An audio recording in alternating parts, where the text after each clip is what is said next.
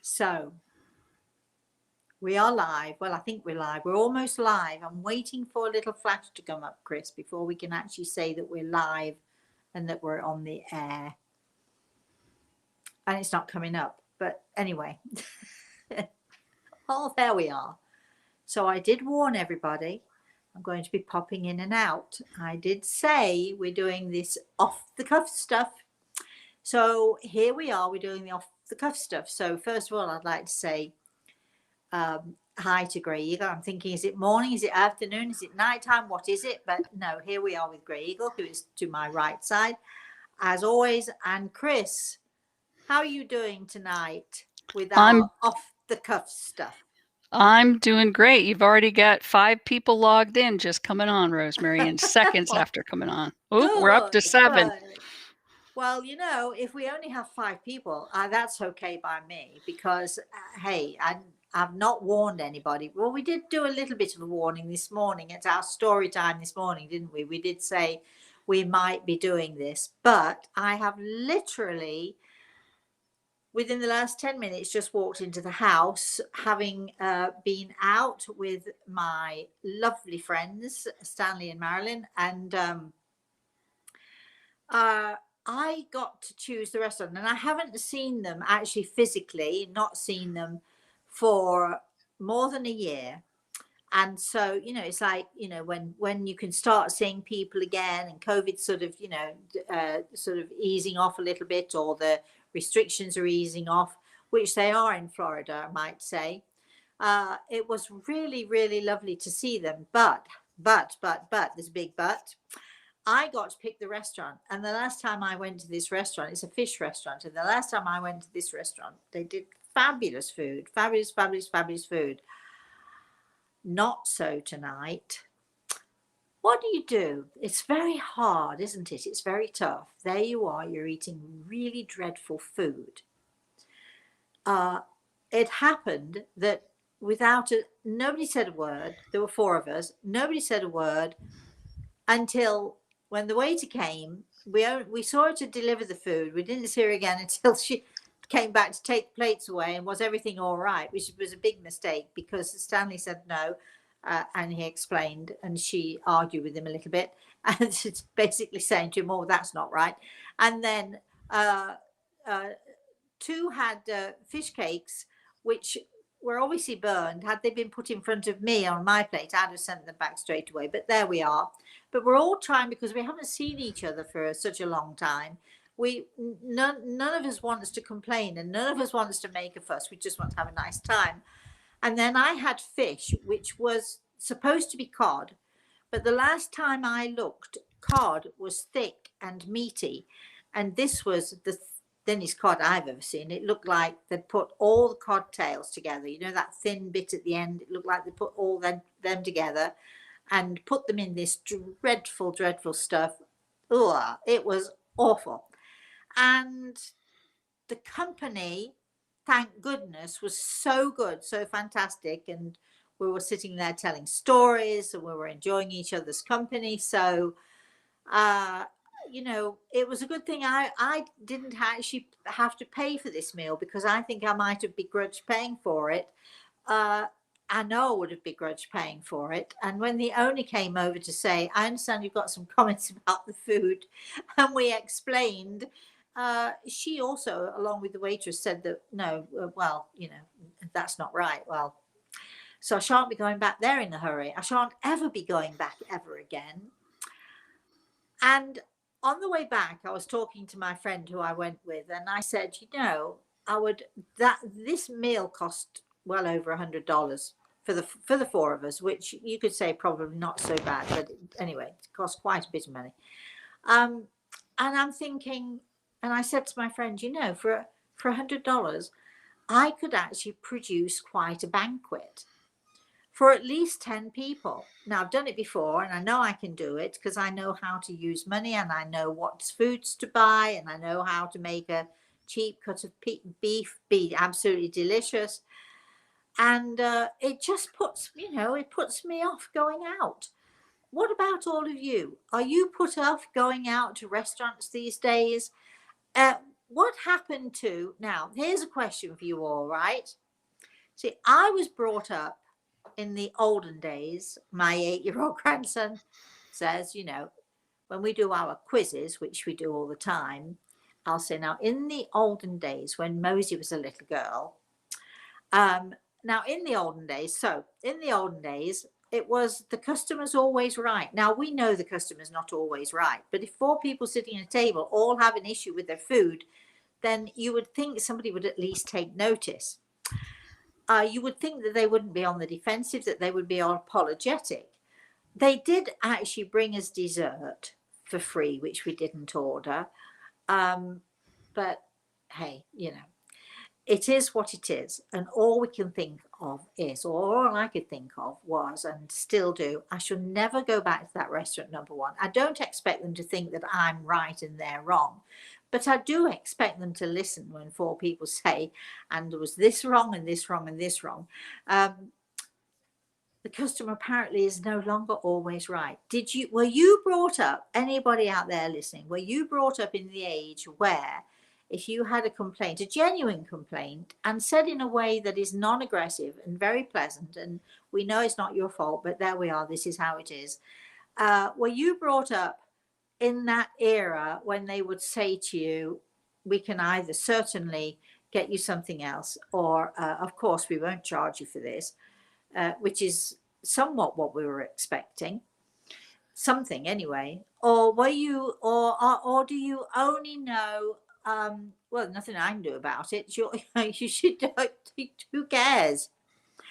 And this is the second time in a few days, because I had a guy who comes to do some of the gardening. Well, it was actually a girl really, who said, when I pointed something out to her, would you mind? And I'm always nice to people who are workers, because I'm a worker myself, and I've always tried to be nice. And so I pointed out, do you think you could do something about this? Well, I can't do anything. It's nothing to do with me. I've done what I can do. It's like, whoa, okay then. What era were you brought up in? Do you, when you go out, hope that you're going to be treated with at least a modicum of civility? And if you have bad food, would you expect your waitress to shrug her shoulders and say, well, too bad, you should have told me when you first started? Well, I asked you when I first delivered the food, is everything okay? But at that point, we hadn't even tasted it yet. What do you all have to say about that? Here I am, off the cuff stuff, moaning and complaining, but actually not really, because I shall never go back there again, and I shall never recommend it to anybody else. And we did have, despite that awful, awful food from the lobster pot in Sarasota, despite that, let me tell you, we had a fantastic time, because we were all together again in COVID, catching up on what we've done and what we haven't done, listening to some amazing stories that were told. We had a blast. Chris, are you there? I am here, and boy, do you have comments coming fast, really fast. Good. So I think I'm gonna read backwards. Go. Carolyn says, yes, you shouldn't have paid a penny.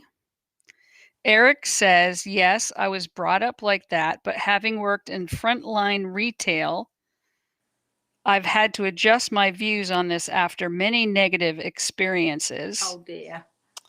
Karen says, my mom sends every dinner back at every restaurant I have ever been to with her. Oh, that's naughty. Sharon says, I was brought up in a similar era when service was good and making the customer satisfied was the norm. Well, good. Let me just say one thing also. I believe that if you're paying for something and it really is awful, I'm not talking about just mediocre, but if it's really awful, then I've been brought up and learned over the years that usually restaurants like you to tell them.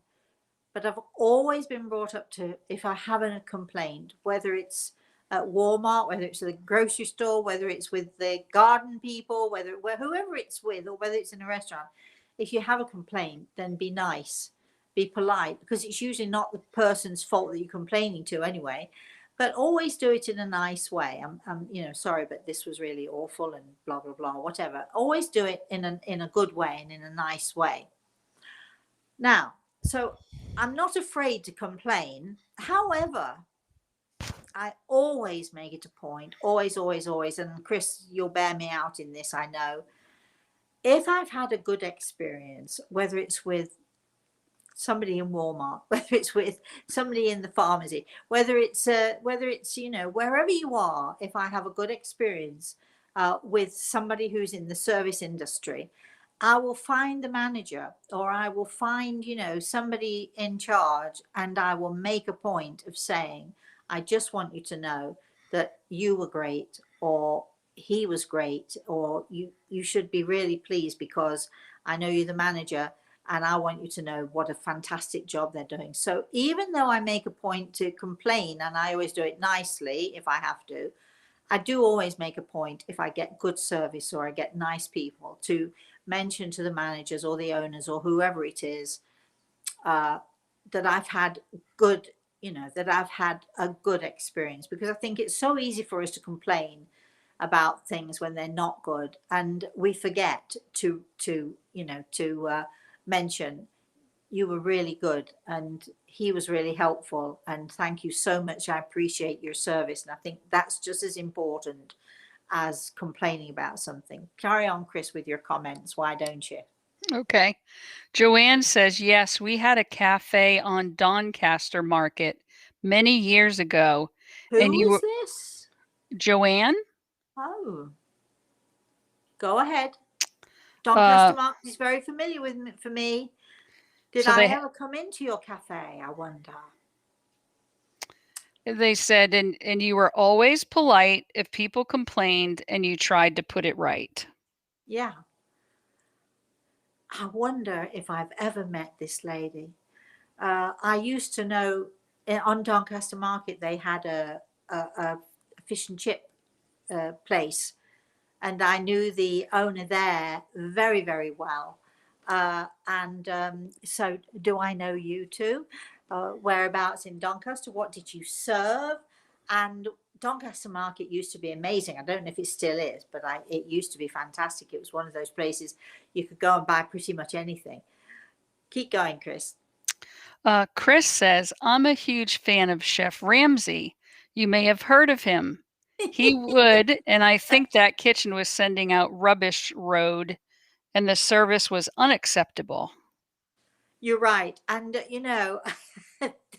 surely the owner must have known. You would think that they would know what was coming out of the kitchen. And I, too, I know that a lot of people don't like Gordo. I always call him Gordo because I think he's fantastic. He's an amazing chef. And if you want fish and chips, I don't know if you've ever seen his little, I don't know if it's an 8-minute or a 7-minute video where he makes fish and chips and he shows you how to make fish and chips.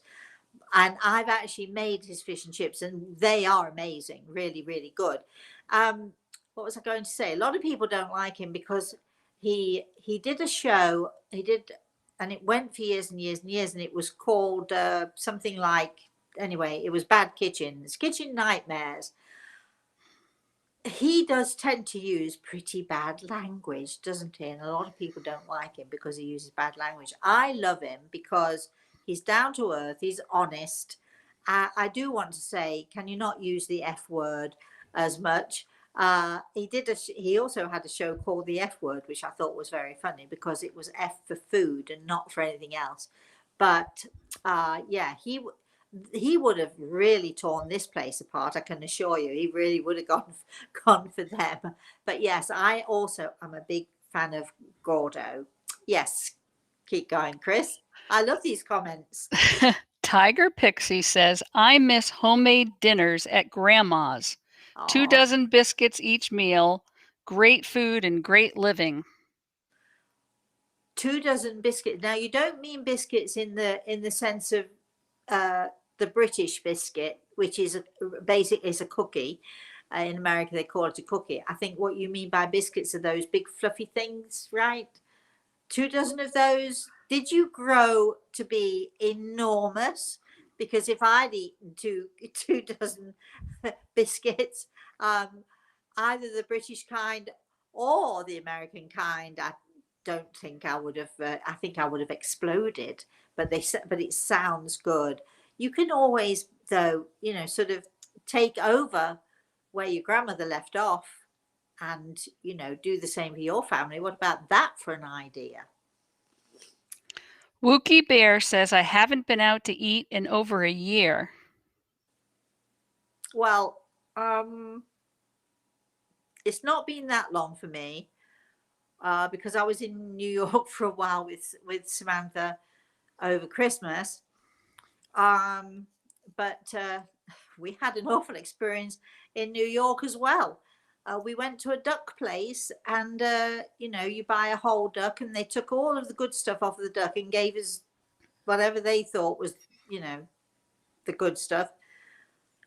Now that was an expensive meal. We shan't do that again either. It's very hard going out for especially if you know how to cook, especially if you're a cook or a chef yourself. What do you do to go out there and get a really good meal other than going to a really expensive and exclusive restaurant? I did not expect our off the cuff stuff was going to be about food in kitchens, but here we are. It's off the cuff, right? So we can do whatever we want, and you guys can change the subject anytime you like also. So Chris, keep coming with this. I see we've got lots of comments. I think we might have more than 3 or 4 people on now. Oh yeah. Yeah, you've got a good following going right now. Okay, great. Chris says, I have a hard time eating a meal at a restaurant that I can do better. Yeah. So I will buy a Caribbean Roti once a week because I love them and cannot make them as well.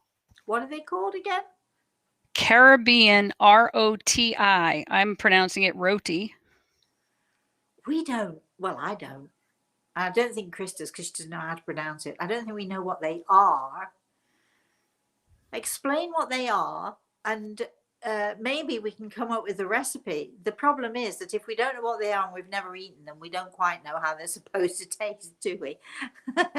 But yeah, I have a terrible time these days going out for dinner, or even before COVID, because you look at something you're paying a lot of money for, and absolutely that you can do this yourself 10 times the quality and a quarter of the price. It's very hard when you know that to go out and eat in a restaurant. Chris. Sandy says, hello, Rosemary. I was just watching you on the Lisa show from a while back via YouTube. Oh, right. And then you popped on. Oh, here I am, Sandy. Were you there this morning as well? She was. I seem to recognize the name. We don't get many Sandys around. So, well, are you enjoying it? That's what we want to know. So, and did you enjoy Lisa? And I was on Lisa many times, so I wonder which show you were watching. Marcella, that we know in Vermont, says hello. Hi, Marcella. What are you doing up at this time of night? Actually, somebody called, I think somebody asked a question. Didn't they say they had a cafe in Doncaster? Yes. And it's, what is it, 10, 11, 12, 1, 2, 3 o'clock in the morning. What are you doing up at 3 o'clock in the morning? If you're like me, you're either reading or you're watching TV or you're just hanging out and having a good time. Karen says, I would eat at your restaurant any day. Is this our Karen that we know? We do know this Karen, but it's not the one you're thinking of. Oh, okay. All right. Well, the one I'm thinking of is eaten in my restaurant often. Not that it's a restaurant, but yes. Yes. I don't understand how, if you're going to do something, try and do it the best you can. And I do get that not everybody can be a good cook. I do get that, everybody has their, the things that they do well and the things that they don't do well. I think if you love being in the kitchen and you really, really love it, the chances of you becoming a good cook are great. Although I have known people who love being in the kitchen and their food is awful. So I think we should get out of the kitchen. I don't know, Chris. What do you think? Keep going. Well, there's a couple more kitchen ones. I mean, I'm scrolling right back up to the top. So, Okay. Wookie Bear came on immediately within seconds of you logging on. So I Hi, Wookie think Bear. she's stalking us. Oh, Um, good. I like that. and Kate came on saying, "Wow, off the cuff, awesome." Eric's on a break from work, so he could pop in. Oh, Eric. Hi, darling. How are you? And Chris said, "Hello, darling. Picked up my book." Barb says, "Hi there. Love this. Thank you for the visit." Oh, how nice. We love this, don't we, Chris? We love it. Yeah, it's great seeing. I mean, we see some of our friends from some of the other shows, but it's Yeah, nice to see some new names too. it is nice. Yes. And we are going to be doing more Rosemary's off the cuff stuff.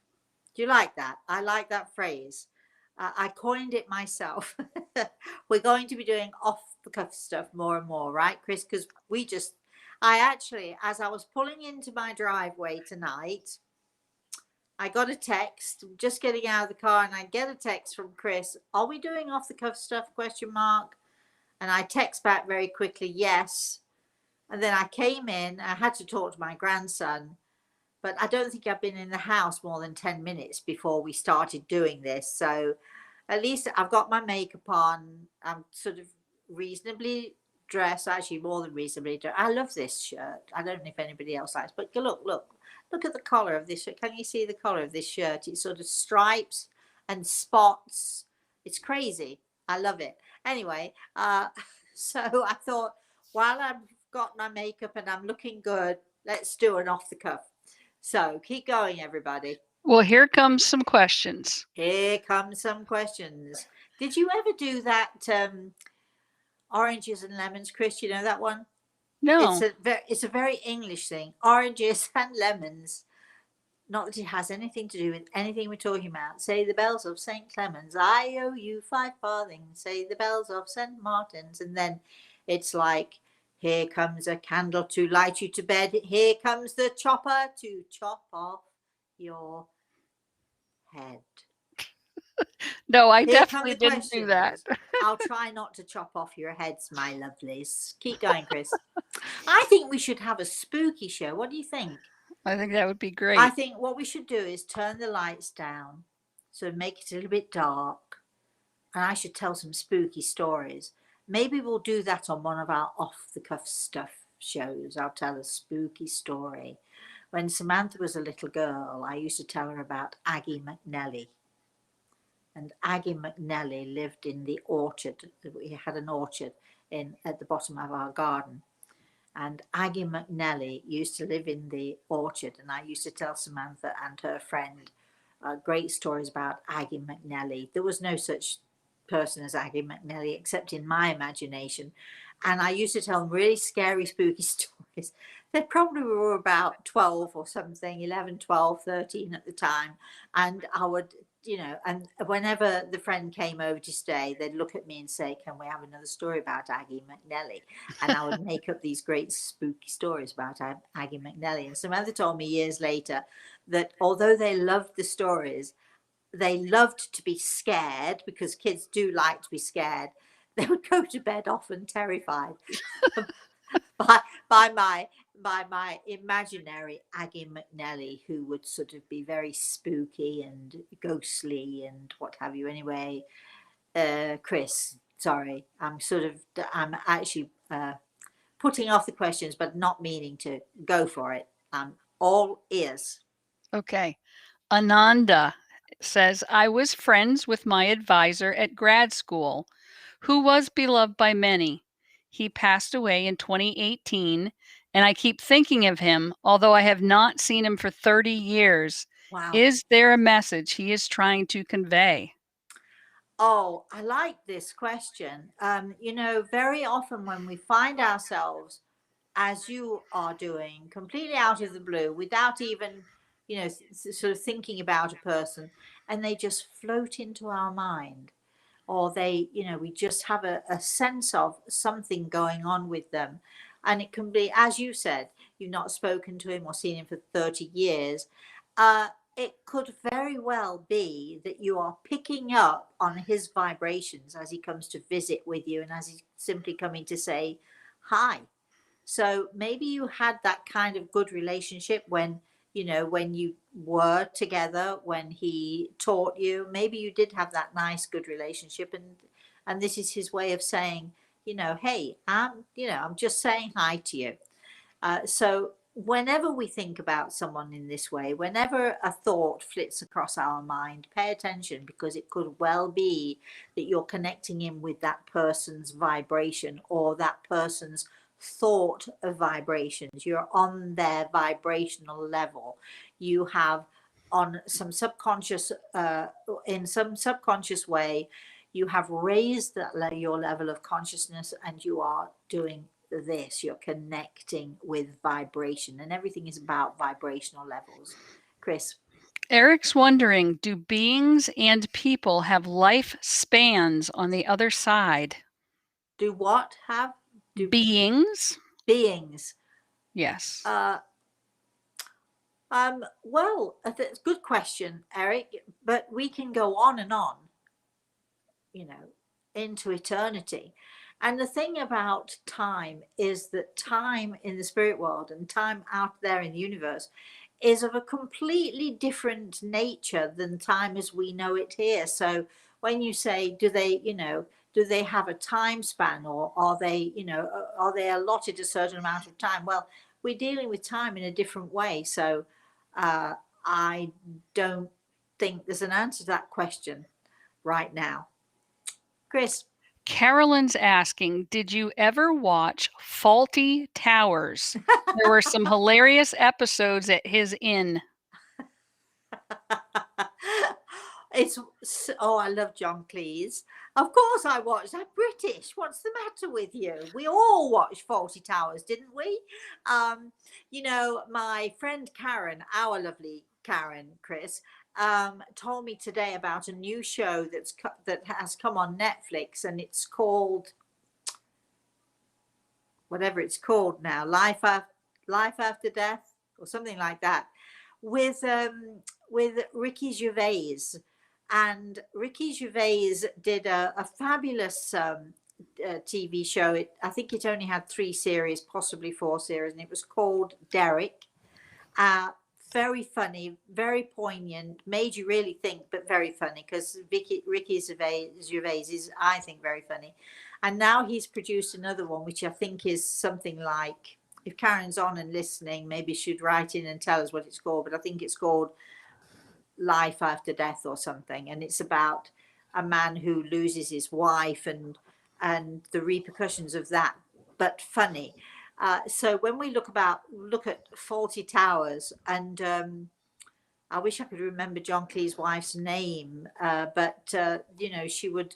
It was such a funny show. Yes, I did watch it. Sorry, I'm going round the houses here. Yes, I watched it avidly, as do all real British people, don't we? Yes, Chris.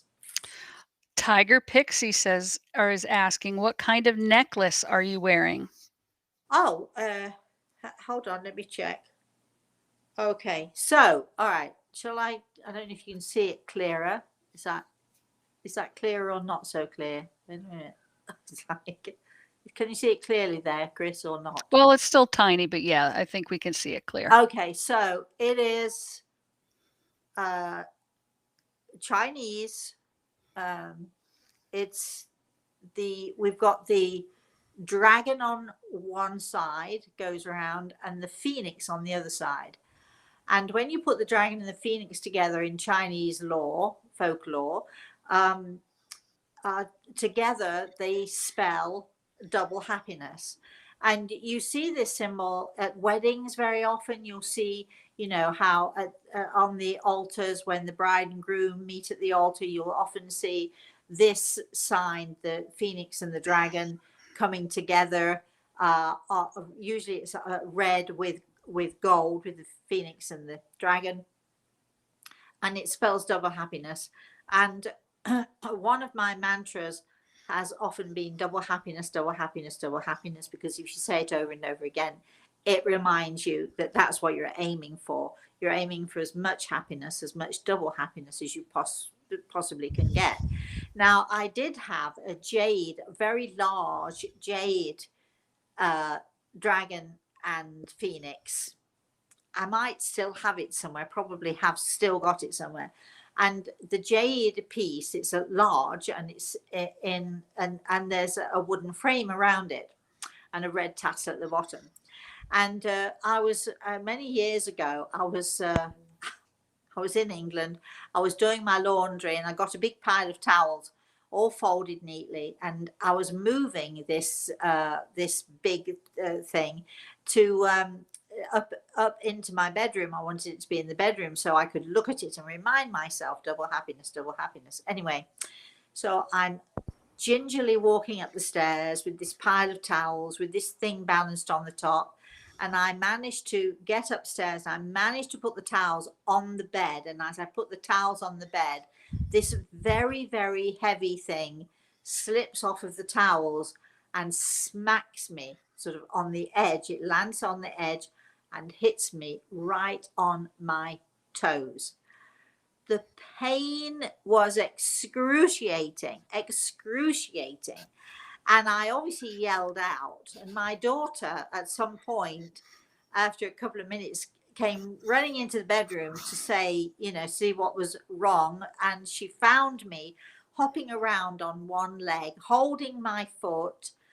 And all I could say was, double happiness, double happiness, double happiness, double happiness. Because when things are going rotten for you, when things happen that you can't deal with, saying a mantra or saying something that empowers you, it was the only thing I could think to do. Double happiness, double happiness. So Samantha and I often chuckle about that.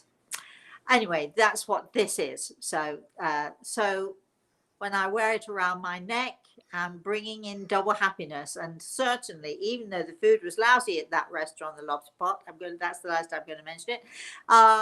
We had a fantastic time with my friends who definitely gave us double happiness and more besides. Yes. Two of your students, Wendy and Eric, are saying, Ralph and I always tell a manager if everything went great. That's Wendy. Yes. And I try to give positive acknowledgement also. Oh, good for you. Maggie's on saying, Hi, Maggie. I used to work for a company that had secret diners that gave reviews for the service, server, and establishment. Some reviews were stellar and others were very shocking. Well, even if sometimes the chef is just having an off day. Maybe the Lobster Pot is just having an off night. But it's the way that it is handled, I think, that makes all the difference in the world. So I think that if you're going to eat in a restaurant and the food is really, truly awful, the way that it's handled and the way that you're treated and the way that, the way that the server and in this case, the owner handled it certainly could have been a little nicer and a little better. That's my review for that restaurant anyway. Let's move away from no more of this negativity here. We did have a great evening. Chris. So Joanne, who was talking about Doncaster before, yes, is saying, yes, that was my mom, Mickey. It was, oh, wow. Well, I went to Mickey's house, and I do remember now you said that. I'm so glad that you said that. I went to her house quite a few times, and we got together quite a few times, and she was just lovely. I actually remember she was having struggles with her breathing and her lungs, and she was getting so tired. And I remember suggesting to her one time that she should take ginseng with royal jelly, and I put her on a course of ginseng and royal jelly, and the improvement was amazing. How lucky you are. Are you still eating those fish and chips, young lady? Well, when I next come to England, I'd like to get together because I'd like to hear some stories. And do you still have that place? Is it still there? Don't tell me it's disappeared, please. Keep going, Chris. Our friend Karen says hello to everyone. I must Hi. be old because I definitely have been brought up that the customer is always right. Well, the truth is, the customer isn't always right. And I do understand why owners of businesses would have very strict policies against people who are rude, who are disrespectful. Absolutely. But if you're a customer who's nice and you're respectful and you have something to say, but you say it in a respectful way, I think that that should be appreciated. And certainly the business owners should not be rude or disrespectful back. Now, Chris, here is an instruction for you. I don't want any other comments about the restaurant and about food. We're done. So what else have we got here? Well, I'm going to have to scroll past a whole bunch of those. Let's see. Oh, Mark. Mark is really? on. Yep. Do those who have spirit guides rest of sleep or relax in the spirit world? I'm not a believer in the saying, may they rest in peace. I feel they don't have any suffering and are living it up. Well, I think that the suffering when we pass, I'm not sure quite what the question was there. I got a bit sidetracked, but so I think that certainly physically, on a physical level, you might say, well, we don't have a physical body, but we do have the etheric body, which is the same size, same shape, except, as the physical body. So we don't have physical pain anymore, but emotionally, a lot of people have issues still that they feel they need to resolve. A lot of people come to us, perhaps somebody who's been ill for a very long time. They don't have to deal with this physical suffering anymore. But, sometimes simply just leaving your family behind can be very hard. It can be very tough. Or somebody who died, having just said something awful to a family member and then they die, they have regrets and things. So there's different kinds of pain. And I'm not quite sure what the spirit guide thing was there, Chris, but anyway, that's as much as I'll say. So I think that what we're doing here is, saying that yes, the physical pain goes away. Yes. But, people, have still have, when they die, they still have unresolved issues. They still have things that they wish they had said. And one of the great things that I find when I'm talking to people in the spirit world and I'm giving consultations is that often people from the spirit world can come through and they get a chance to say the things that they know they should have said and didn't say, or they know they should have said them more often and didn't say. So, when you come to somebody and they're talking to your loved ones in the spirit world, and I mean talking to them, I don't mean just sensing them or being around them or being aware of them. I mean, when you're having a conversation with those in the spirit world, they're able to say to you, I wish I'd said this, or, she said this and this to me and she's feeling awful about it and I don't want to because, it's a human thing that we do. So, there are lots of opportunity when you come to see somebody like myself to rectify issues. And when you come to see somebody like myself, you give those in the spirit world also an opportunity to rectify things. Yes. Sandy is responding to your earlier comment. She said, yes, I was on this morning. This is the first time catching you live. I'm a new medium as of the last 2 years. Your videos are truly inspiring. I was watching the one about unsolved crimes and missing persons. Oh, wasn't that, I think that was Lisa Gibbons, I think. Yeah. Isn't that an amazing thing? And if anybody wants to go and check them out, you can find all of this stuff on YouTube. I remember sorry, I've got nitchy thing.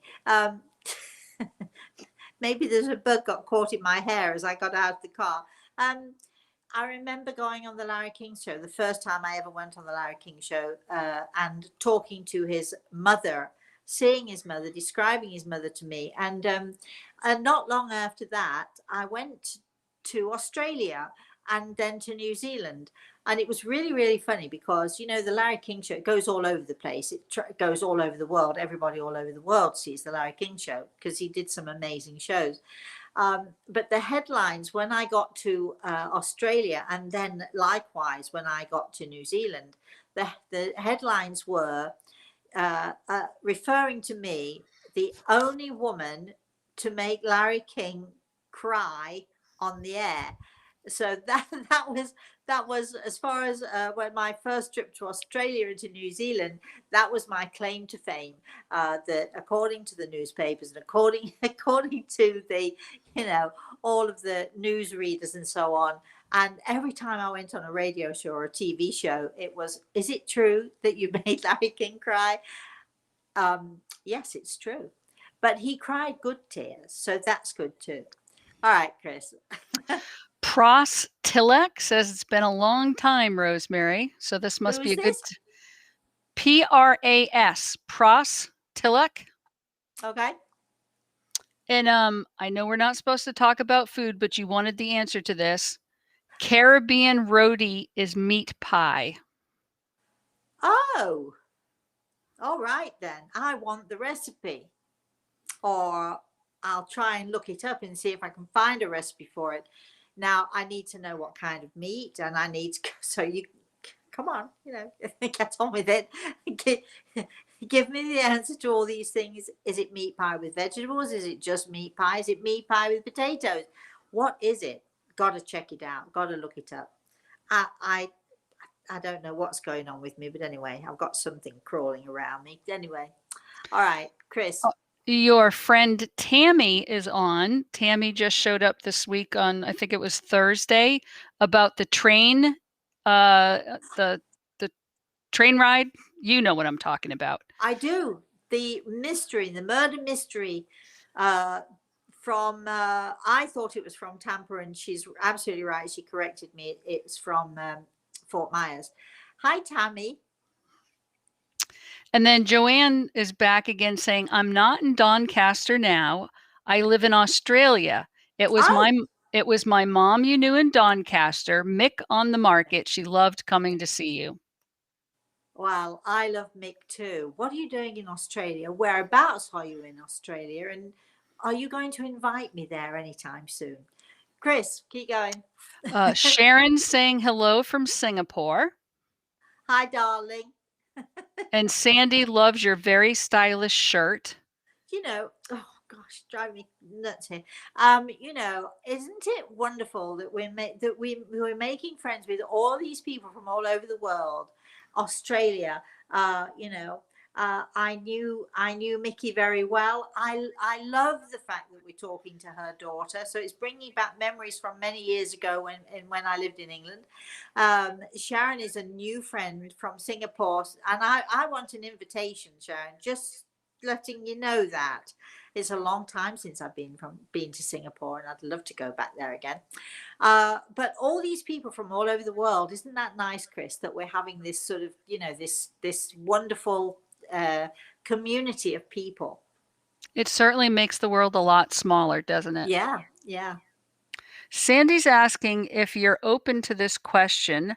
How do we find out who our guides are, and do we need to know? I am very open to pretty much any question as long as it's been put politely to me, nicely to me. Well, you can ask anything you like. Whether I choose to answer is a whole other thing. I have talked many times about spirit guides, and I do believe that a spirit guide is a highly evolved spiritual entity. If you are one of these people who are going to join us on our webinar on the 22nd of May, you will see that my spirit guide, Great Eagle, is going to be doing direct voice communication, which is going to be amazing, amazing, amazing, amazing. I've been with him and done this more times than I could think to count, but Grail has only ever done it once before publicly. So that's on the 22nd. And if you want to know more about that, go to go to my website, rosemaryaltea.com, and you can see all about it, and you can see where you can sign up if you want to join the webinar. If you do, by the way, you will see what a spirit guide really is, what a real spirit guide really is, because he's amazing. And direct voice is a very unusual, and very few people experience direct voice. Very few people get the opportunity to see somebody doing direct voice communication. A spirit guide, highly evolved spiritual entity, will generally only ever work with people who are like myself, who are working full-time in this spiritual arena. But our loved ones in the spirit world, those who love us and those who are watching over us, they can guide us and steer us also. So if you want to know more about that, you can check out our website, again, rosemaryaltea.com, all one word, or you can join in our webinar and see for yourself what it's like, or just keep watching, keep following, subscribe, and all of that stuff. And you'll get to learn more and more about these things. Chris? Oh, and just check out the YouTube channel, because you have a lot of shows where you talk about spirit guides. So yeah, if you go to our YouTube channel, Rosemary Altea or something like that, whatever it is, I can't remember if it's an underscore or not, Chris, but anyway, you can find me on YouTube, and just scroll through. We have done hundreds. There are hundreds of videos, and you can, if you scroll through them, you'll see that many of them, especially in the past, we titled them, and you'll see that I talk a lot about spirit guides, I talk a lot about angels, I talk a lot about a lot of things actually pertaining to this spiritual world of ours, but they are certainly worth watching. Yes, Chris. all right. Give me 1 second, because I just popped in case anybody's wondering, the address for YouTube and the address for the 2 Eventbrite webinars that are coming up. Okay. So you can just look in our chat room. Joanne responded back, said she's in the Gold Coast part of Australia. Lovely. Mom passed away a couple of years ago. I remember Mom and my husband going to the healing that you did at Thorn. We had a healing center at Thorn, and it was great. We had some lovely patients there. We had met some lovely people, and I'm still in touch from time to time with the 2 tea ladies who were absolutely brilliant with us. They really were fantastic. We couldn't have managed without them. They were great. And so, I'm sorry to hear about your mum. I'm amazed, actually, if it's only a couple of years ago since she passed, because she was sick for a very long time. So, tell your family I have very fond memories of Mickey. She was lovely, and the fish and chips were great. Now, they were fish and chips that you could really rave about. Chris, we're back to food again. Oh, all right. If anybody wants to say anything about food, you can say it. Just do what you want. So I won't. It is off the cuff. Pardon? It is off the cuff. Whatever happens, happens. Exactly. This is off the cuff. We don't have to talk about anything we don't want to talk about, or we can talk about nonsense. It's off the cuff, after all. Off the cuff stuff. Chris. Speaking of nonsense, Karen says the show is called Afterlife. She's watched a couple of episodes. The first episode has a lot of swearing, but it seems to get better as it goes along. This is Ricky Gervais. And I do have to say, on behalf of those of us who are British, who are watching, we view swearing a little perhaps differently than you view it in America or in Canada, or even perhaps even the rest of the world. We view it very differently. So certainly, I'm absolutely certain this is not meant to offend. I'll let you know, because Karen, unlike you, I haven't had a minute to watch TV. It's not strictly true, but but thank you for that. What was it called again, Chris?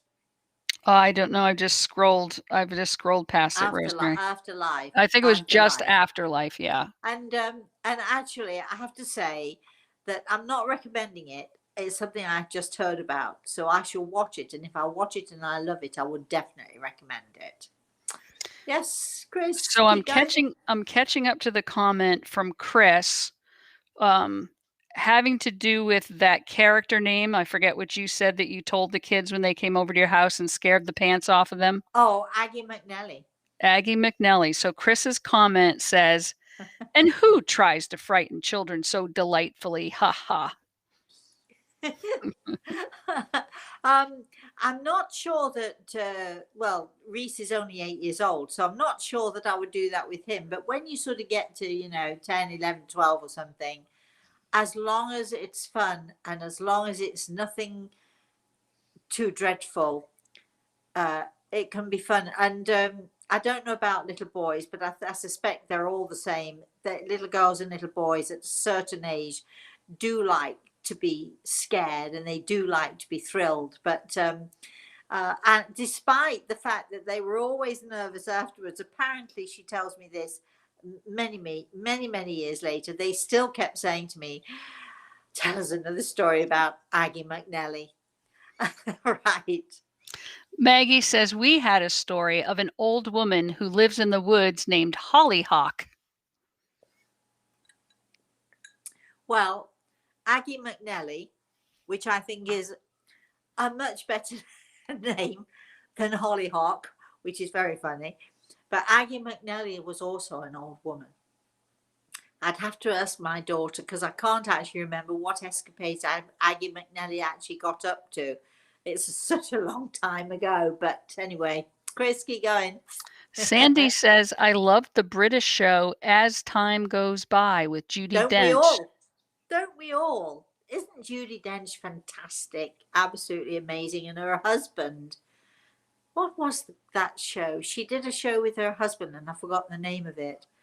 And he was lovely and she was lovely. And they sort of did this show together as husband and wife because they were both actors.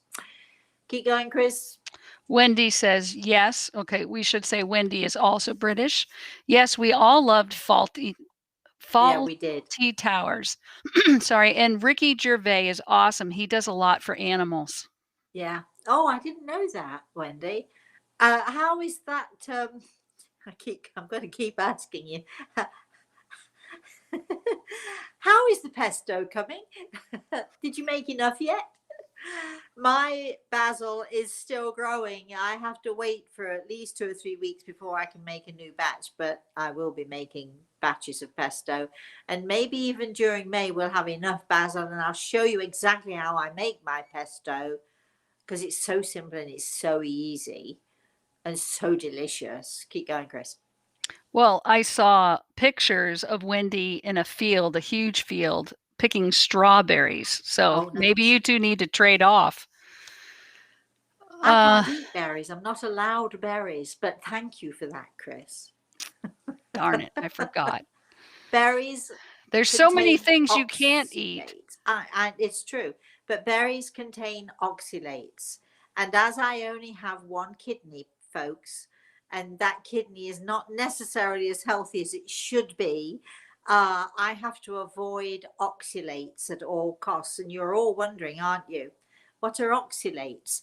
And oxalates are sort of like little enzymes that you find in berries, spinach, broccoli, dark leafy greens, all these things that are supposed to be healthy for you, but they're not.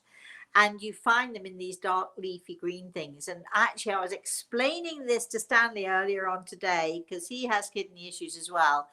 Oxalates, these little enzymes, they act like a magnet to calcium. And if you've got a lot of calcium in your system and you're eating oxalates, it's like they fuse together to make clusters which go through your bloodstream, and they like little magnets, and before you know it, you're suffering with kidney stones, which I can't afford to do. So I can't eat, I can't drink tea, I can't drink coffee. Are you all crying for me now? I don't, because because I cheat from time to time. So, and I'm not supposed to eat meat of any kind, including fish. But as I've said, I cheat. So, if you have health issues, and there are so many things that you can't eat, if I didn't eat the things I'm not supposed to eat, I would not sure quite what I would eat. Carrots probably. I think they're fairly safe. So what we do, we compromise, don't we? We sort of, instead of, I'm not allowed to eat nuts either, but every now and again, when I just fancy making frangipan, or I just fancy an almond tart, and I make the best almond tarts ever. And if Karen's listening, you'll know, Karen, don't I make the best delicious apricot almond tarts? And you got to use ground almonds. So what I do to kid myself is I grind them much finer. I grind the almonds much finer than I really need to, and then I convince myself that it's okay to eat them. Thank goodness I don't eat them all the time, or very often at all. But we have to compromise sometimes in life, don't we, Chris? We do. Sharon says, since time works differently in the spirit world, do loved ones wait as long as we do to be reunited? If I die 10 earthly years after my mom, does it translate to 10 years in the spirit world? No. It translates to, oh, look, a blink of an eye, and then you're there together. Just a blink of an eye. Chris? Tiger Pixie says, do you think we have the same personalities on the other side? Pretty much, yes. Although, of course, we are much more enlightened. We might be more tolerant than we were perhaps when we were here. But do we have the same sense of humor or the same character traits? Remember, our character traits come from our soul and how our soul is created. And for those of you who are wondering what I'm talking about, you need to read the book Soul Signs. When I was talking about the book Soul Signs a few weeks ago, somebody who was very interested said, can you give me the name of the author? And I started to laugh, and Chris, you started to laugh as well. And oh, wait a minute, I'm the author of Soul Signs, and it's an amazing book. But our character traits, our energy comes from how our soul is created. So, our personalities. If you've had a sense of humor when you were here on this earth, you're going to, fortunately, luckily, you're going to take that with you. If you are a kind and a loving person, it's still there. It's still innate within you. Your energy, your soul's energy, is who you are. We sometimes we have the opportunity, depending on our environment and so on, sometimes our parents encourage our character traits or they discourage our character traits.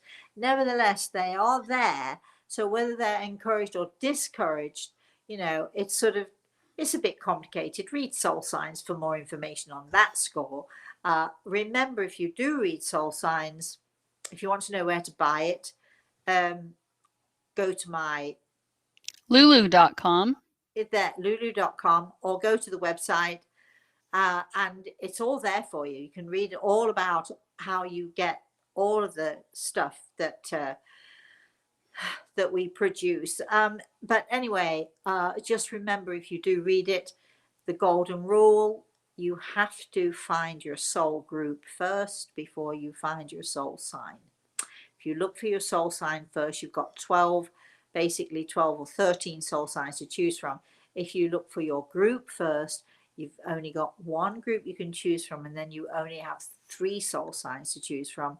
One, absolutely not you, and the other 2 you have to figure it out. But the golden rule is soul group first, otherwise you'll get completely and utterly confused by it all. Chris?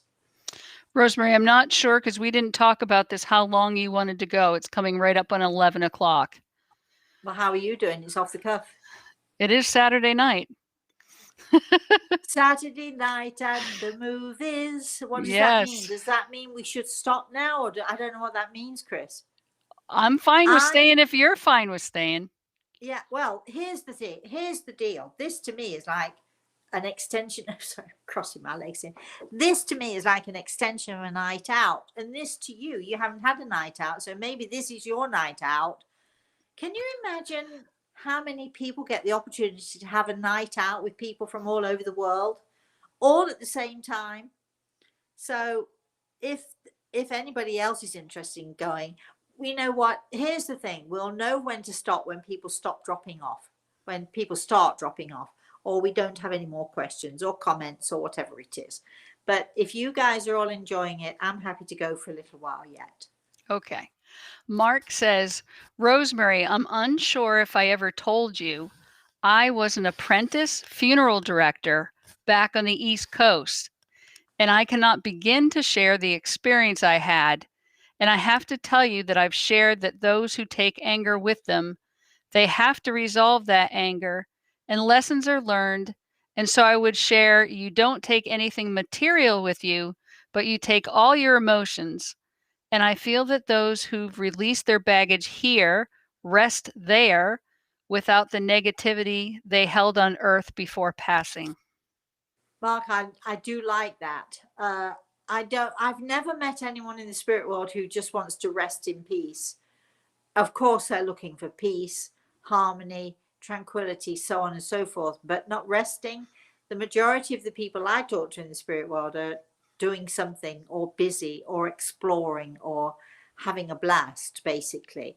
I remember talking to a young man who was a big snowboarder, and he was killed very, very tragically. I was with his parents. They were in Colorado, and I was with his parents one time, and we'd all gone out for a meal, and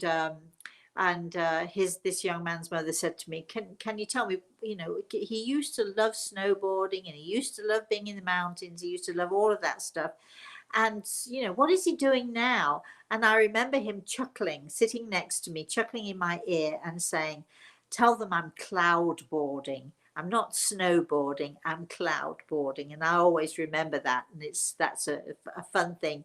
What a fantastic image that he gave to his parents. He was obviously having fun. Yes. So Chris has come back and contradicting somebody else's version of what a Caribbean roti is. So Chris says it is not a meat pie at all. So we will have to research the mystery of the Caribbean roti and figure out what it is. Well, okay. I remember talking on one of our shows about my pesto. And my pesto, I have to say, is one of the most delicious pestos I've ever tasted. Now, when I make my pesto, I make it very thick so that you can actually add olive oil, and you can sort of, bring it down to when I make pasta, I do that. I thin it down with olive oil and toss the pasta in it. Or if I want to use it for coating my rack of lamb, which I also do, I like it nice and thick. But anyway, I was talking about this particular pesto that I make, and you can make lots of different types of pesto. I've even known people make pesto with spinach. So, okay, so the funny thing about this is that I was on the show and I was talking about my pesto, which happens to be walnut pesto. Now, I know that a lot of people make pesto using pine nuts, but here in the States, they are extremely expensive. And I actually prefer walnuts because they've got a nuttier, a little bit stronger and more flavorful, to my mind, more flavorful taste. And I had this lovely lady from Italy saying, no, no, no, no, no, no, no. You cannot make pesto with walnuts. It's absolutely unheard of. So when we're looking at a Roadie, or whatever it is, however it is you pronounce it, somebody has to tell us how to pronounce it. It might be one thing to one person, but it might be something else to somebody else. They're not necessarily wrong. They just would never do it that way or never consider it to be that. But we do have to research now, don't we, Chris? I think so. All right. Sandy says, I'll have to check out that Larry King episode. I saw the one with the skeptic James Randi. What a jerk. What a jerk. Yes. Well, we hope that perhaps, having passed into the spirit world, maybe he's learned a little bit. Maybe he hasn't, because oh golly, because he didn't seem to be the kind of person to want to learn very much. He seemed to pretty much know it all. I'm trying to be nice here, but anyway, don't think I'm succeeding very well, am I? No, I think you're doing well. Uh, but yeah, I mean, a lot of people have seen that particular show with James Randi because it was very controversial, but it was such a good show. And Larry King, during that show, the thing that people didn't see on that show was Larry King in the interval standing up, shouting at everybody in the green room, at everybody, all the technicians and everybody, she got James Randi. Oh my gosh, I can't believe she got James Randi, because he was saying, I'll give $1 million. And I said, actually, I don't believe there is $1 million. See, if you want to watch it, go to YouTube and watch it, because it is fun. But Larry King looked at me and he said, you're the only person I know has ever gotten James Randi, and well done you. He was thrilled to bits about it. It was a ridiculous, situation for James Randi to put himself in. And I think that the reason he was such a jerk is he was just because he got so mad at me. Sometimes when you show somebody a mirror and they see themselves, whether it's as they really are or whether they see themselves through somebody else's eyes, they're not always happy about it, are they? So I think that's what happened. But there are lots and lots of shows I did with Larry King, and I love him to pieces, actually. He was such a nice guy to me. I don't know what he's like with everybody else, but he was brilliant with me, and he shall be missed. Chris? Mark says, oh, and beside the Sunday pot roast, which he's making tomorrow, I make a delicious French meat pie. So there, enough about food. Well, never mind. So there, Mark, we want the recipes. We want the recipe for the French thing, and we also want, I made a pot roast the other day, and I'm British. We don't really make pot roasts, not the same way that Americans do anyway. I'm not sure we even call it pot roast. Although it's been a long while since I've been in England, so we'll probably get people saying, no, we do. But I used a special crock pot. And I have to say, and knowing the right kind of meat to use and so on, a nice chuck roast, it was delicious. It was delicious. So I love pot roast. I love to know how everybody else makes theirs. I actually used beer to make mine. Yes. I don't know if anybody else does that. Guinness is always a good thing to add to any kind of roast beef, but I actually am not eating meat so much anymore. There are certain dishes I'm going to miss, and I shall cook meat, from occasionally from time to time. But I'm eating more and more fish. I have fish now at least 5 times a week, and I do love it. Well, except the fish I got tonight, which wasn't really cod at all. Who knows what it was? Oh my gosh, we're back to food, Chris. Or your beef stew, that is to die for. Oh, thank you. Yes, it is. It is. Yeah. I'm an amazing cook. Yes, I'd forgotten about my beef stew. And I don't know if here's a tip for everybody with food. If you're making like something like a casserole, a beef casserole, I'm talking about beef now, not anything else, or something that's, like a beef stew, something that's going to be, sort of cooking for quite a long time. I like to add a good sprinkling, not a whole bottle, not a quarter bottle, but a really good sprinkling of balsamic vinegar. And I sprinkle that all over the meat and toss it in there at the beginning of the cooking, because my understanding is, well, it's delicious anyway. You get the delicious flavors, but it breaks down the fibers in the meat and makes it tenderizes the meat. So there, you see, if you've got some balsamic vinegar that you're thinking of, making this with this casserole that you're doing, not casserole, whatever it was you said, Beef pot roast, stew. Oh, pot pot roast roast. or Okay. something. You might want to just sprinkle some balsamic on it. After you've seared it, after you've done that, you just sprinkle the balsamic over. Don't put a lot in, but nice sort of ounce or two of balsamic, and as it's cooking through, the vinegar sort of dissipates. You don't taste it, and you're left with this lovely, rich, thick, just wonderful stuff that helps to tenderize the beef.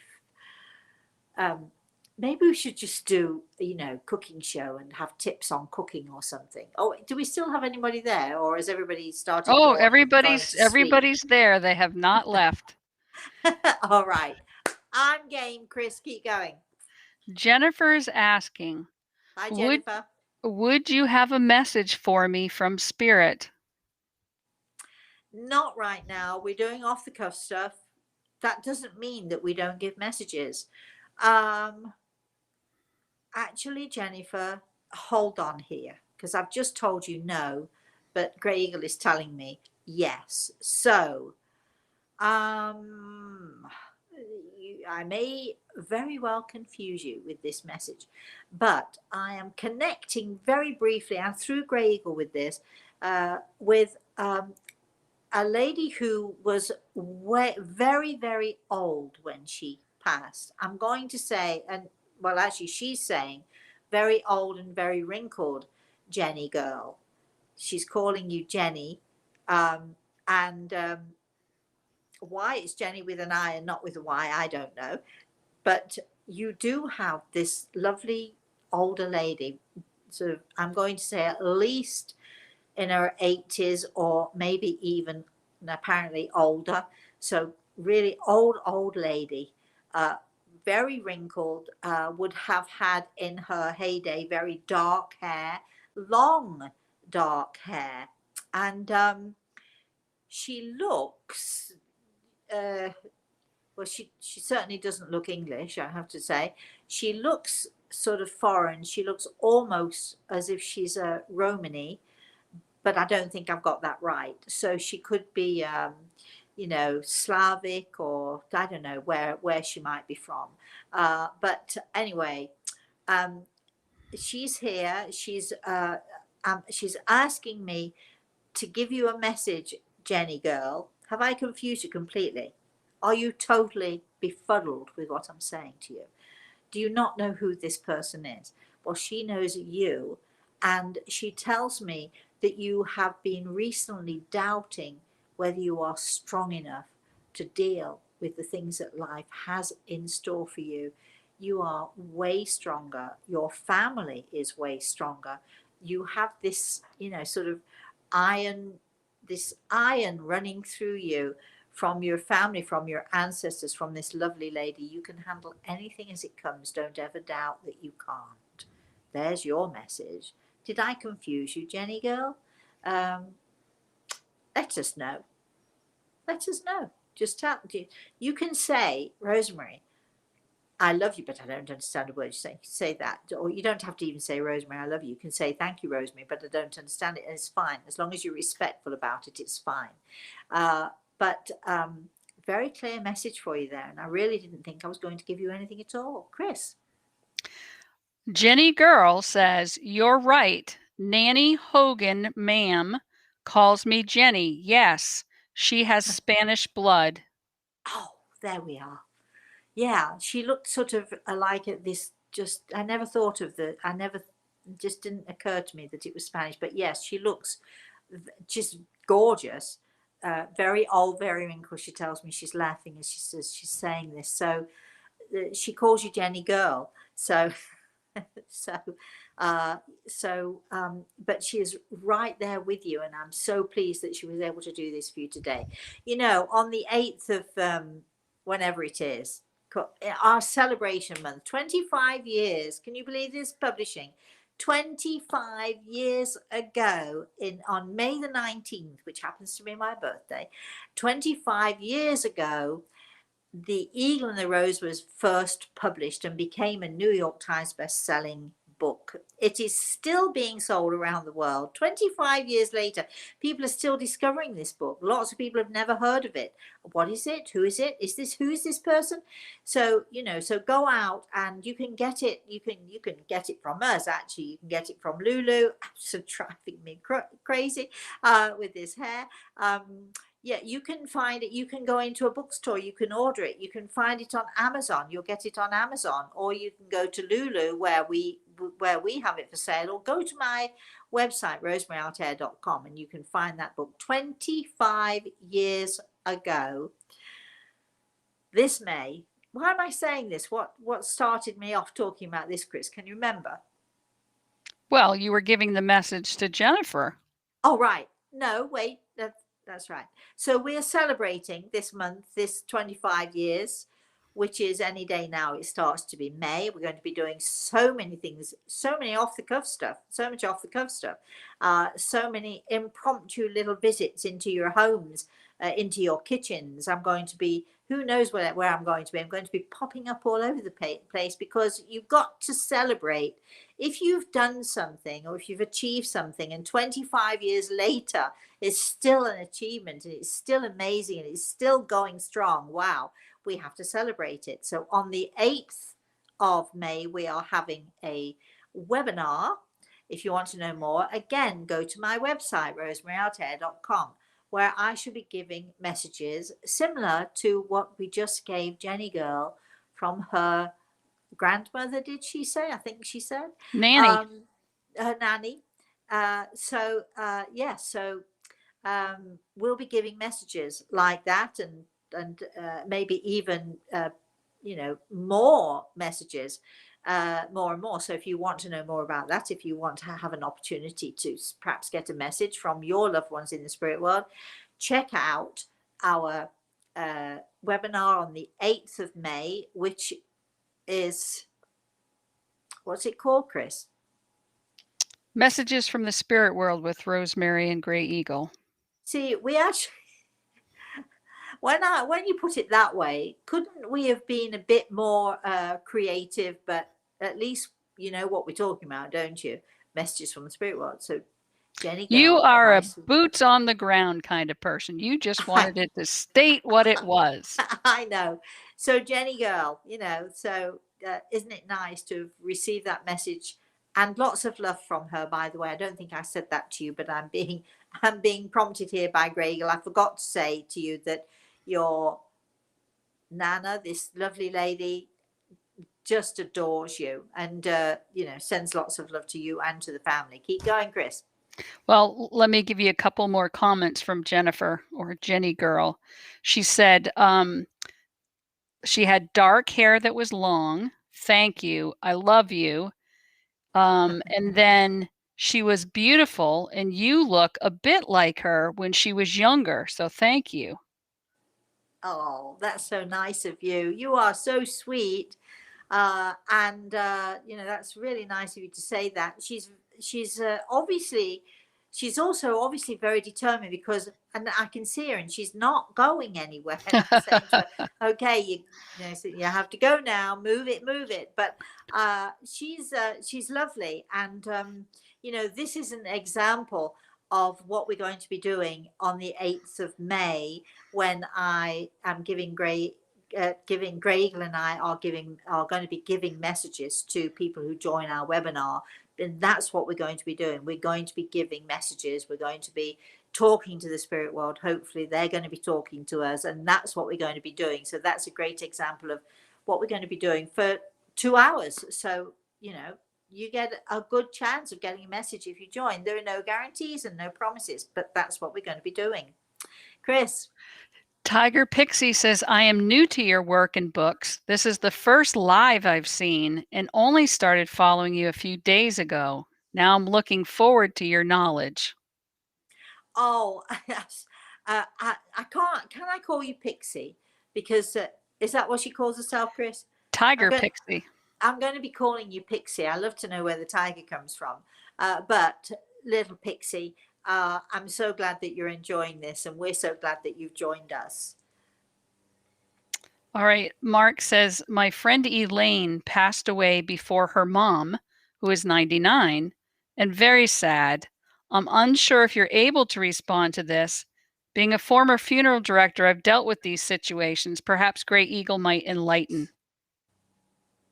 Might what? Enlighten. You know, I always say that the worst kind of loss, as far as I'm concerned, the worst kind of loss is the loss of a child. Now, I have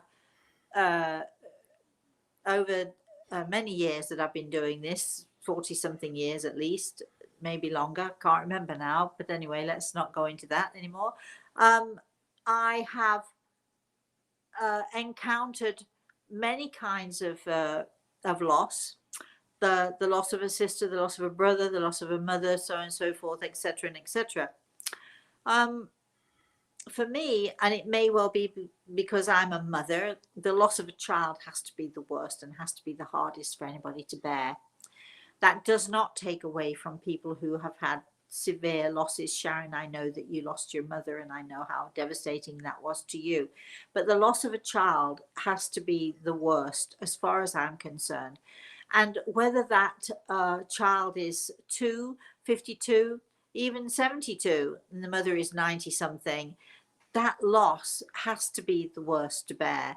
And so our heart goes out to this lovely old lady who is probably wondering, you know, why have I got this long life and my child does not? I mean, there's so many questions that we have here. And talking of questions, when we talk to Grey Eagle, when we do our direct voice webinar on the 22nd of May, when we talk about that and we ask Grey Eagle these kinds of questions to do with the spirit world, questions to do with life, questions that we want to if we want to talk about our spiritual selves or we want to have spiritual knowledge, and Grey Eagle is that person certainly to answer these questions. There are so many questions, unanswered questions, that we as mere mortals don't have the answers to, and these questions leave us completely confused. And luckily, we're going to have an opportunity to talk with Grey Eagle directly.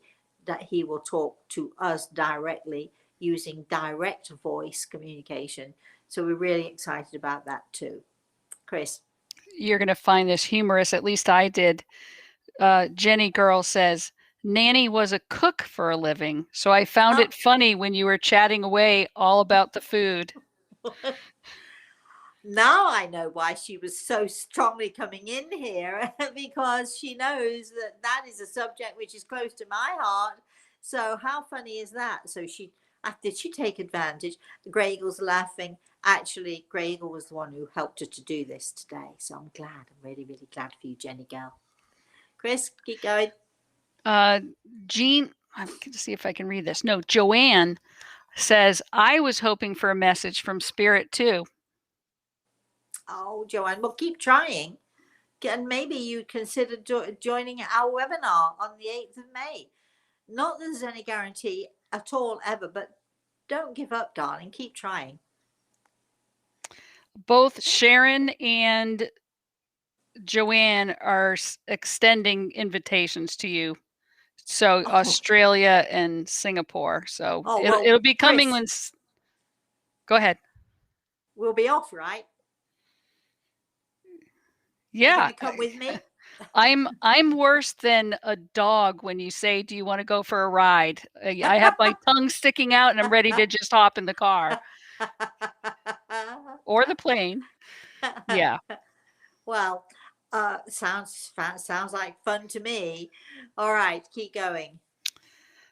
Chris says, I cook for 35 kids and I am being exploited in my job. I'm going back to school. I think that's the best idea. Actually, I think you're exactly right. It's very easy, and especially in these times of COVID, because there's so many people out of work, that very often the bosses think, well, we've got our pick. So, although I would guess that if you have a boss who's exploiting you, COVID or not, they would be the kind of people to exploit. And I think it's awful, really, because we hear about it such a lot.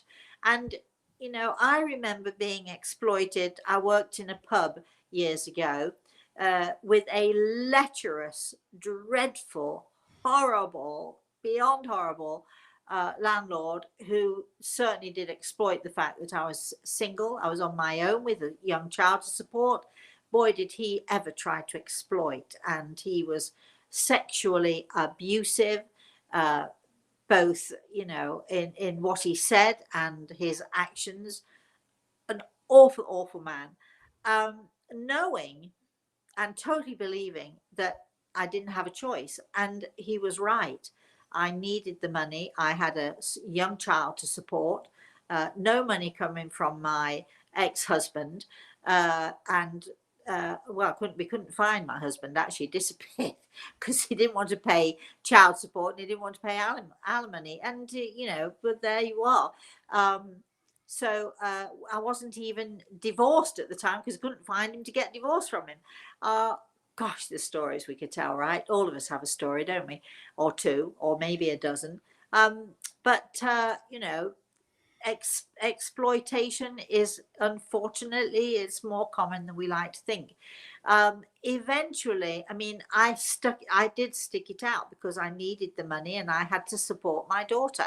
So I stuck it out and I put up with it. And we find all those reasons why we have to put up with it. And eventually one day it became so dreadful. I will not tell the tale of why it was so dreadful because the tale itself is so awful. I'm not even sure that I could recount it publicly, but it was so awful. And I ended up running.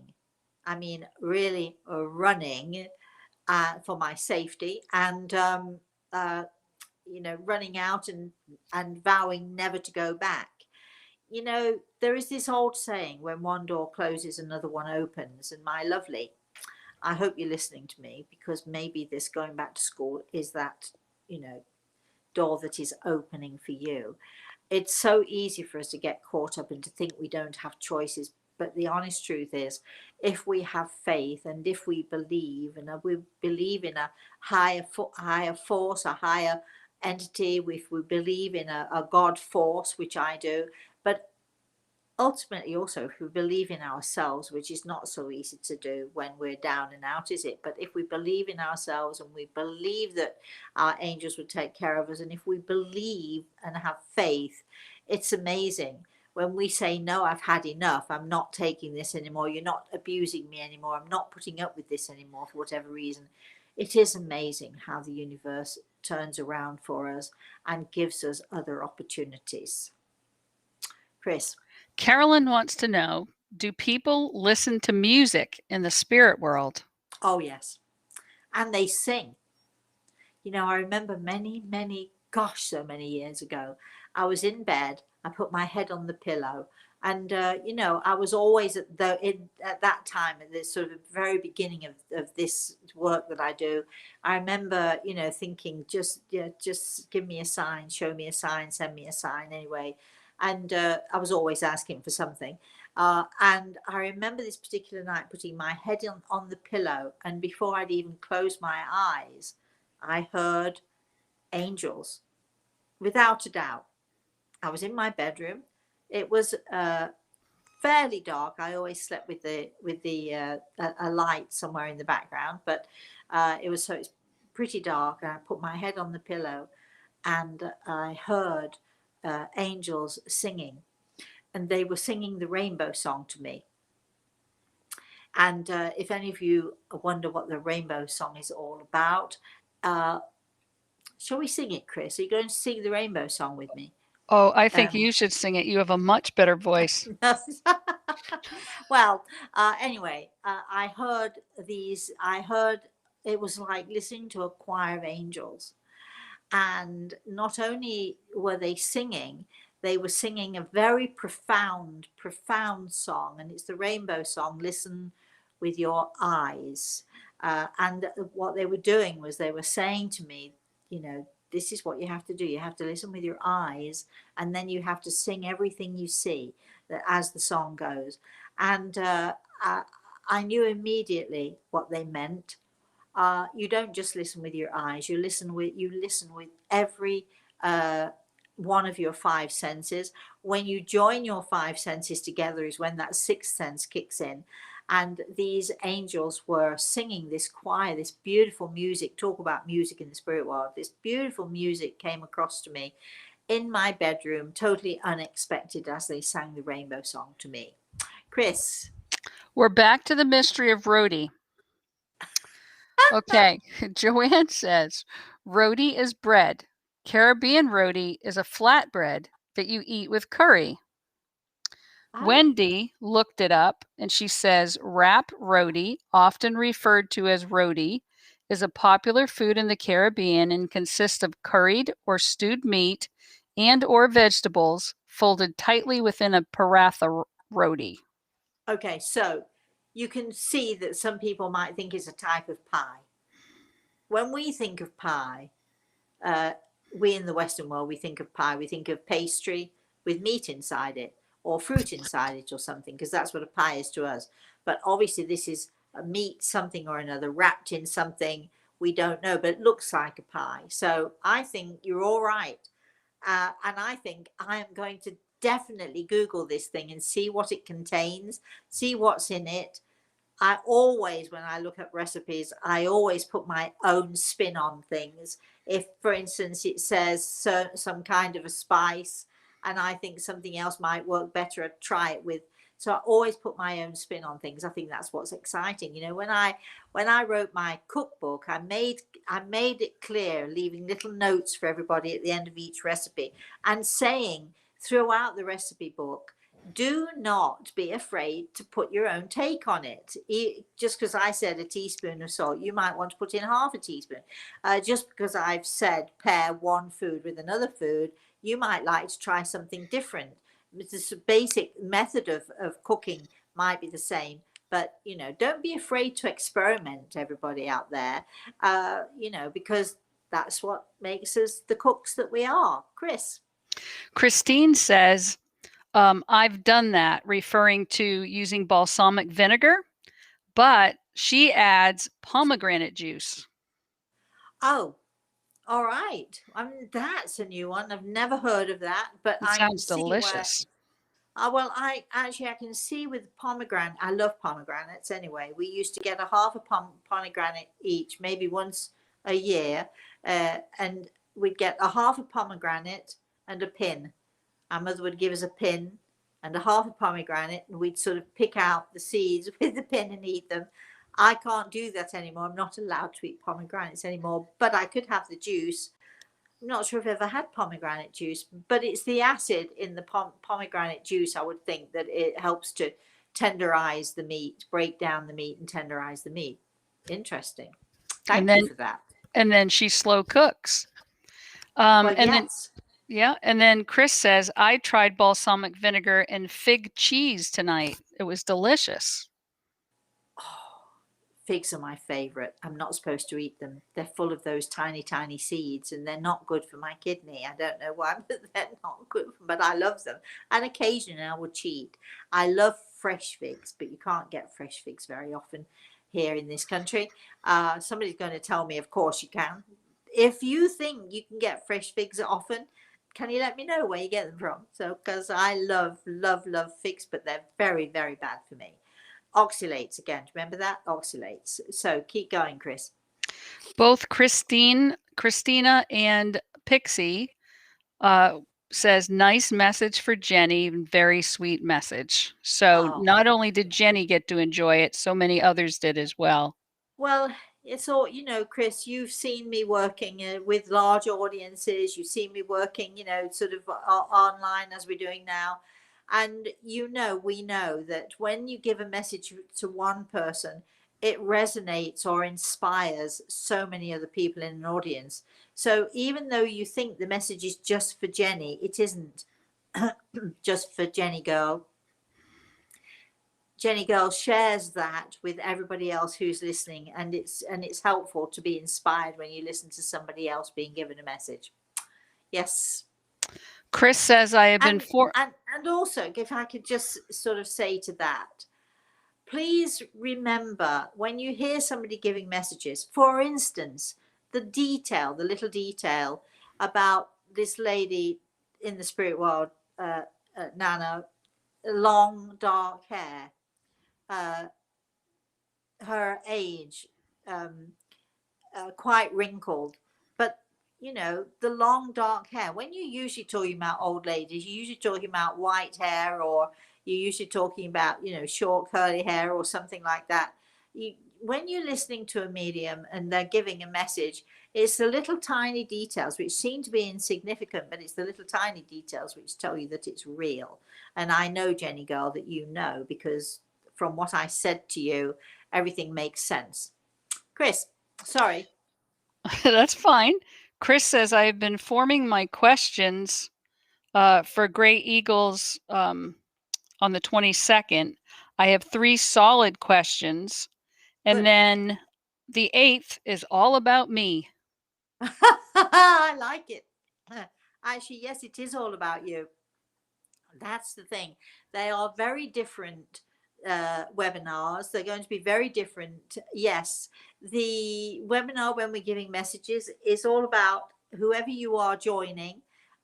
You get an opportunity to ask questions. You get an opportunity to hopefully ask for someone in the spirit world. You get an opportunity to ask for help and advice on a particular subject or two. When I give consultations, I always say to people, have your questions ready. And we usually say, have 10 questions ready. What we're going to be doing in this webinar, we're going to be saying to people, definitely have your questions ready, but don't have 10 of them, because we're not going to have time for 10 of them, but have at least one important question, an important question to you.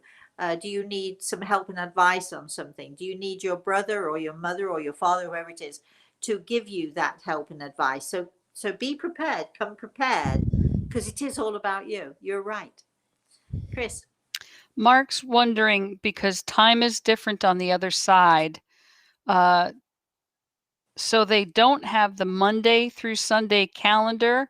I think this is a joke. Or is it? I'm laughing as I write this, but do they not have Sundays up there?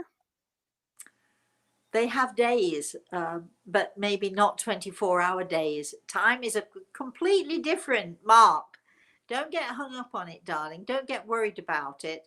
As long as they're there and we're here, and as long as we're communicating, that's all we need to worry about. I mean, honestly, look, it is Saturday night. I'm looking at the clock here. It is still Saturday night for us, but isn't it Sunday morning for anybody in Australia? Same difference, right? Tomorrow at this time, the weekend will be over for those in Australia. We'll still have some of it left for us. It's all a matter of time, perspective. It's a matter of sort of being used to the idea that although we think of the spirit world as being a linear world, a world that runs parallel to ours, although we do think that, there are so many differences, there are so many things that are very different, that we can't, we don't necessarily have the experience or the expertise to understand necessarily. It's some of it is like, you can't tell an 8-year-old something that you would tell an 18-year-old who you would hope they would understand, because they have the knowledge and the experience, and an 8-year-old does not have that same knowledge and experience. And that's how we are, which is why I think it's so important when we get the opportunity to listen to somebody and to ask a question of somebody who is a highly evolved spiritual entity, as Grey Eagle is. You get the chance as an 8-year-old not only to ask the question that you have, that maybe an 18-year-old only might understand, but you have an opportunity for it to be explained in a way that we as 8-year-olds living on this planet without the knowledge, you have it explained to you in a way that is very much understandable and makes perfect sense. Chris, keep going, just a couple more minutes. Yeah, Dee says, I sent an email to Chris with a recipe for Caribbean Roti with meat. I hope it's good, so I will forward that on to you. Oh, thank you. You mean you're not going to try it, Chris? Oh, I'll wait for you to perfect it, and then I'll just, ride in on your coattails. Oh, okay. Well, if anybody wants to email, if you want to email Chris, because she's the one who answers all the emails, Chris, K-R-I-S, chris@rosemaryaltea.com, or you can just simply email rosemary@rosemaryaltea.com. It gets to her anyway. It just gets to her faster if you write directly to her, Chris, K-R-I-S, @rosemaryaltea.com, or simply go to the website, rosemary.altea.com. Don't forget to subscribe. Don't forget to click that button. It doesn't cost you a thing to do it, you know. And don't forget to share and to like and to do all those other things that we're asking you to do. Chris, keep going. Just a couple more And minutes. also write to the office and say you would like to be put on our newsletter or our mailing list, because there's, let's call them special things that happen for those people. Yeah, we do. We have, you know, and if you're on our mailing list, we do not inundate you with emails. You might get, what, 3 or 4 a month or something? Yeah, it's really not much more than that. But you'll be you'll be an insider. So you'll get to know before everybody else what's going on and what we're doing. So you get an early heads up. Chris, keep going. Karen says, I have a private reading with you this week and can't wait. And I am doing your webinars. All right. Good. Well, Karen, brilliant. Not our Karen, I take it. So Karen, brilliant. I'm looking forward to it. So we'll keep our fingers crossed. Just make sure, will you, when you have a consultation with me, can you just please make sure, if it's Zoom, make sure you've got the right link. Chris will send it to you. If it's FaceTime, now we're having trouble with FaceTime because if you are an Apple person with an Apple iPhone, you can do FaceTime with me because it's Apple to Apple. But a lot of people think that they're doing FaceTime on a phone that isn't Apple, and consequently they're not able to get through to me. So please, please, please make sure that you're on an iPhone. And if you are not, then you need to email Chris pronto and we'll fix you up with Zoom. It's simple. It's very simple and very easy to do. So we're always wary now because we've had 3 or 4 people over the last few weeks that are thinking that they can FaceTime me on a phone that isn't an iPhone. You cannot FaceTime me if you don't have an iPhone, just letting you know. Chris. Sunflower says it's 12:37 lunchtime Sunday here in Japan. Oh, Sunflower. Gosh, what a lovely name. I'm so glad. It's 12:30 lunchtime. We hope you're having a nice lunch. And Japan, I wonder which part of Japan you're writing from. Maybe you'd like to let us know. Chris, anything else going on? Well, Pixie says, I'm celebrating my birthday with you all tonight. I just wanted to say cheers and thank you for the chat. I hope to connect again. Oh, Pixie, happy birthday to you. We're all singing happy birthday to you. Thank you for sharing your birthday with us. I feel very privileged that you chose to do that. So please have a wonderful and a happy birthday. You're an April baby. My daughter is an April baby. And my birthday's coming up soon too. So, so happy birthday, my darling. Is that it, Chris? I think that is. I think pretty much everybody's starting to say good night now. Okay, so we're leaving. See ya. Thank you for joining us on our, off the cuff stuff. Thank you to Chris. Thank you, Chris, for doing this for us. I'd like to say thank you to Grey Eagle, of course. I'd like to say thank you to all of you. We didn't expect so many of you to join us because it really was literally off the cuff stuff. Please watch for it. We'll be back on Thursday morning at 11 a.m. Eastern Standard Time. We should be doing story time next Saturday, as usual. Again, 11 a.m. Eastern Standard Time. Watch out. Go to the website. See what else we're up to. May is this next week, and we'll be doing all sorts of things, starting with our Monday or maybe even Wednesday, whatever it is. We're doing Monday Motivational Monday, and we're doing Healing Wednesday. So we'll hope to join you then, and we'll keep you posted on what else we're doing. If you subscribe, you will automatically be informed, sometimes only 2 minutes beforehand, but you'll be automatically informed of what it is that we're up to, and what it is we're doing. And we hope you will join us. In the meantime, for those of you who still are, sort of on our time and have a Sunday, have a very blessed rest of the night and have a wonderful weekend, everybody. And for those of you who are on another time, all I can say is, I mean, look, we even had people from London, and it's goodness knows what time it is there. Thank you very much for joining us. We've really appreciated having you, and we hope to see you again soon. Thank you for joining us for Rosemary's Off the Cuff Stuff. Good night.